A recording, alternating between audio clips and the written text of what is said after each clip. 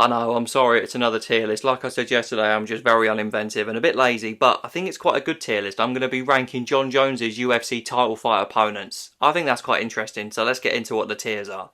Right at the top of the tier list, by popular demand, we have the return of different gravy and mustard. That's 1 and 2. Number 3 is double decent. You know, they're alright. Ain't mustard though. 4 is they're a bit toilet, I'm not going to lie. And then 5 is just, I can't even say it, Anthony Smith. Right, I'm going to say it quick and get it over and done with, alright? Right before we get into the video, I will just clear up. There are going to be some fighters in bit toilet, however, obviously they're not toilet fighters. They somehow made it all the way to a title shot, so it's kind of relative to the rest of the list. That's something you've got to understand, alright? Let's get into it. And we are going to start with his most recent opponent in the title fight, Ciryl Gane. I'm not quite sure where to put him. I think I'm going to go with double decent because he is an elite heavyweight, even if he's lost a lot of respect in my eyes for ducking Aspinall. And as soon as he's got that shiny belt, he's like, oh, hello, Tom, do you want to fight? Piss off, you French bastard. That's not how this works, mate. But that doesn't take away from his accolades. He also kind of got wrecked by Jones, which is why he's not in mustard. I think double decent is a good start and it's where Ciryl belongs. Now let's move on to one of my favourite fighters of all time, Rampage Jackson. I don't care, he's going in mustard. Did he look like the human embodiment of a half-eaten bag of Doritos by the end of his career? Yes, he bloody well did. But in his prime, there was nobody scarier in the whole division, in the whole UFC really. He was a fucking nightmare. Just to make it clear, this tier list is not based on how they did against Jones, it's based on their overall careers. And if you look at Rampage, I mean, you go back to the Pride days, all the bangers he had there, and you go back to the knockout of Chuck Liddell, which ended his legendary title reign, yeah. Rampage is in mustard. If you don't like it, don't care. Next up, we're going to move to Thiago Santos, who's a bit toilet, I'm not going to lie. But I will say, in that photo, he looks pretty yoked, which, you know, if you looked at the PFL drug test results, isn't that surprising. Now again, I just want to stress, I'm not saying that Santos is a toilet fire overall, but in comparison to other opponents of Jones, he kind of is. But he had some good moments in the UFC. My personal favourite was probably the knockout of Jan Blachowicz. His head went flying. Fuck me. And despite that really, really bad injury that he picked up early on, he actually did okay in his fight with Jones, which maybe it could have lifted him up. But like I said, the tier list is not about that. And I think if you look at everybody on this list, you definitely put Santos near the bottom. Glover, Teixeira. Do you know what? Bit controversial. He's going in mustard. And I'll tell you for why. That renaissance of his career was one of the highlights of like 2021-22. It was so good to see, man. It really was. Dustin Poirier before that, he had visa issues, he came in, he didn't do great against Jones, and then he had a little bit more issues, but once he got everything sorted out and became the champion, I think he was, 42, I believe? Crazy. And he also beat the shit out of Santos, who's also on this list, so he has to be higher than him, and I think for his overall accolades, I think mustard is fair. Right, okay, the juiced up little Roy monster, Vitor Belfort. I think I'm going to go with probably double decent at the front. I think that makes the most sense for me. Yes, there'll always be a cloud over his legacy, but, I mean, he was UFC light heavyweight champion and he had a lot of longevity across 2 different weight divisions, which does help him in a way. But his performance against Jones, he had him in that armbar that nearly almost got him out of there, which if he'd have beaten Jones, he'd be top of the list, but obviously no one's beaten Jones, so he fucking isn't. And he's also lost against people that are also on this list. So for that reason, he's definitely better than that Santos level, but I would put him a level below Glover and Rampage. But again, it's a personal opinion. Even though mine is right and if you disagree yours is wrong, it's still a personal opinion. Do you know what I mean? Let's move on. Right then, Rashad Evans, he's definitely mustard and he beat Rampage, so he goes above him, which hurts. I'm definitely more of a Rampage than a Rashad fan, but you have to give the man his dues. Do you know what I mean? And to be honest, I don't think Rashad actually gets the credit for his overall career that he probably deserves. I mean, he won the second season of Tough, which was a heavyweight season, even though he was not a heavyweight. He was very small for that. He was even small for 205, I'm not going to lie to you. But I think one of the reasons why I'd rank Rashad so high is he almost kind of helped to kind of breed in the new form of these kind of bigger guys. He was the most athletic light heavyweight that we'd seen up to that point, definitely. And I don't think he'll stay at the top of mustard, knowing what's to come. But for now, I think he's in the right space.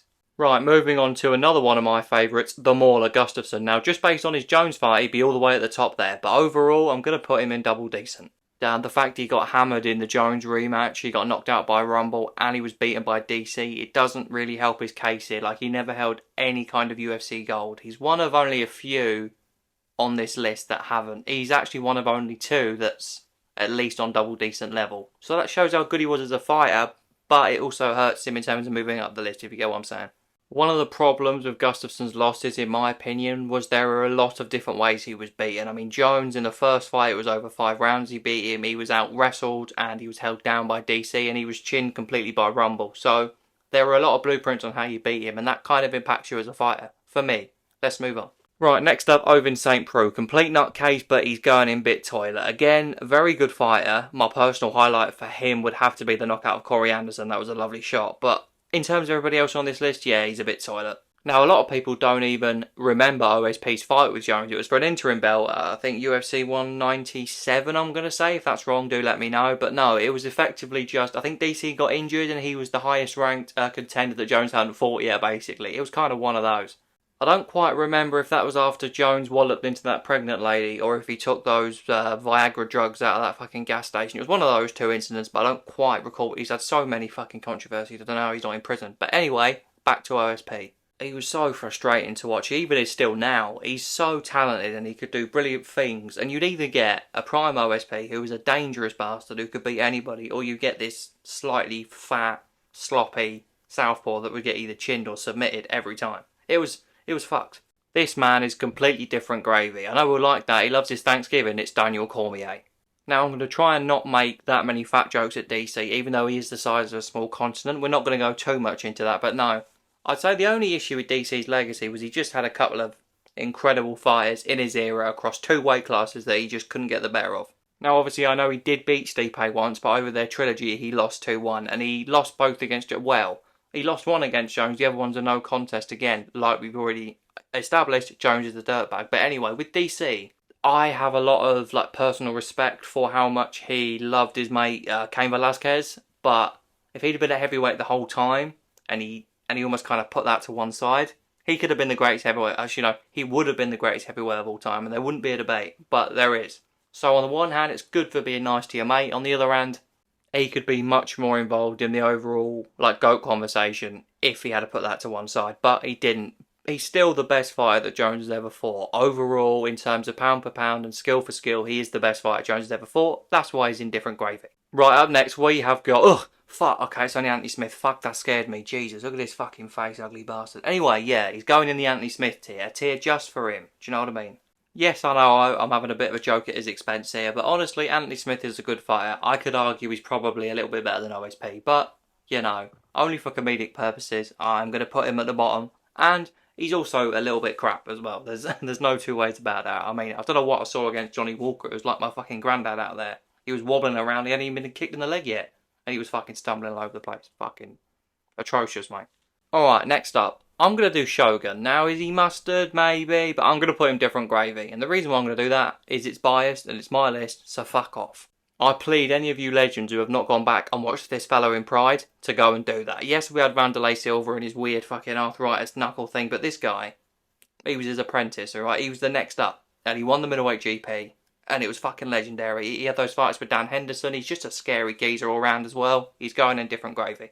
Unfortunately for him, the decline of his career was very steep. He ended up looking like a geriatric old man by the end, which I suppose if you fight for that long is going to happen. But, I mean, if you're losing to fucking, who was it? Anton Turkow, I think his name was. No, can't be having that for a legend like Shogun. So I nearly put him in mustard, but he's going in different gravy. If you don't like it, suck me balls. Right, okay, it's me in the fucking edit process now. I've just VAR'd it. Apparently for Ihor Patalia, not Anton Turkow. Don't shoot me, alright? My bad. Let's move on. Right, again, if this was based only on their Jones fucking performances, then Reyes would be right at the top here, but I'm going to put him at the top of Bit Toilet. Now, of course, everyone and their pet parrot knows that Reyes won that fight, so I'm not going to go into that too much. It's not what the tier list is about. I'm talking more after that, and of course before that. His rise was very good, but recently... yeah, it looks like his chin is kind of modelled off Luke Rockhold's, if not potentially worse. I mean, I'm not saying that a fucking spinning elbow from Yuri Prochazka is a soft touch. I'm not sure many people could take it, but... I mean, Jan Blachowicz hits pretty hard, but... it was basically a jab. It was a jab. It was a jab. Come on, man. It's just a shame, I'm not going to lie. I really like Reyes. I love his style. He was excellent against Jones. He handled him with fucking ease. Well, not ease. It wasn't a complete and utter robbery. I can see how you could potentially give it to Jones. But 4-1, was that Chris Lee again? That little hobgoblin? He's a fucking idiot, that guy. But anyway, I'm not sure if it was just he couldn't get over the loss or his chin's been exposed. I'm not sure exactly what's happened with Reyes, but it is a shame to see. And he's coming back to fight Carlos Ulberg, which is not great if you've got a bit of a dodgy chin. I'm not going to lie. Right, next up we've got everyone's favourite urine swigger, Lyoto Machida. I'm going to put him at the top of mustard simply because he beat Rashad Evans and he lost against Shogun both times. Don't give me that shit. So he's going top of mustard. It is a bit of a shame what happened with the end, not even the end, just kind of after the middle of his MMA career, because once he won the belt, everyone was saying, oh, it's the Machida era, and it just didn't happen, which was a shame, as I say. He's got a brilliant style, he has some great moments, some great knockouts, but it just didn't work for him long term. I'm not going to lie though, Jones did violate him by choking him out and just dropping him on the floor like he was nothing. That was both a little bit funny and also quite sad. So I can't put him different gravy when he's just laying lifeless on the floor after being dropped by Jones. That was a bit far, I'm not going to lie. But no, awesome fighter, great career. I mean, even recently in Bellator, yes, he started losing more, but he was still relatively competitive right up until the very end, so he deserves a lot of credit. A little bit like Rashad, I don't think he gets enough, but yeah, awesome fighter, and definitely a mustard fighter. And last but not least, he's not different gravy, he's more than that. He's the gravy that your dad makes with your Christmas dinner. It's Chael Sonnen. How can you not love this man, seriously? I mean, if I was being honest and realistic here, he'd probably be the bottom of double decent or top of a bit toilet, but it's Chael Sonnen. I don't want to offend the great man, okay? So he's going right at the top, where he belongs. Now, yes, the man releases more shit out of his mouth than I do out of my arsehole after a dodgy curry from down the road, but he's a legend and we all love him. So, he's going right at the very top, the very pinnacle, the cream of the crop, if you will. Although, he got smashed up by Jones, but he nearly won the belt after Jones's little pinky went a bit floppy, so nearly became a champion. So it's not biased, it's correct, and it's justified, alright? And that will just about do it for me tier list. I promised that in tomorrow's video I'm going to be a bit more inventive. I promise. Fuck it, I'm probably going to do another one, but you're going to watch it and you're going to like it and you're going to subscribe anyway. So really, you're the mugs. But anyway, hope you enjoyed. Like and subscribe like I said. I want to get money out of this shit. Take care. See you tomorrow.